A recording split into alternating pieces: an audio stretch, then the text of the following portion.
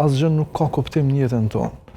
Kur e dim se pse jemi krijuar, atëherë natyrisht që gjithçka frymon më shëndetshëm, edhe për gjithçka që na afron tek Zoti kemi energji, kemi motiv, kemi, si më thon, nuk lodhemi.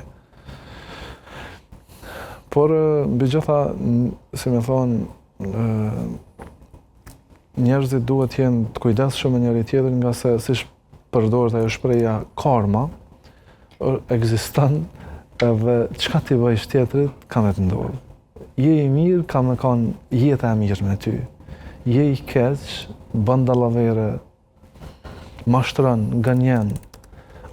Njerëzit edhe mund të shohin, mund të mos shohin, ndoshta edhe nuk kanë mundësi me ta kthyj se ke sadopak pushtet, pasuri e fuqi, por Zoti është ai i cili ka në dorë gjithçka.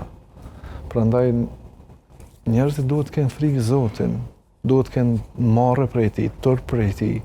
Nga se edhe nëse njerëzit nuk na shohin, duhet jemi të bindur se Zoti me vërtet na sheh, ai i cili ka në kontroll gjithçka.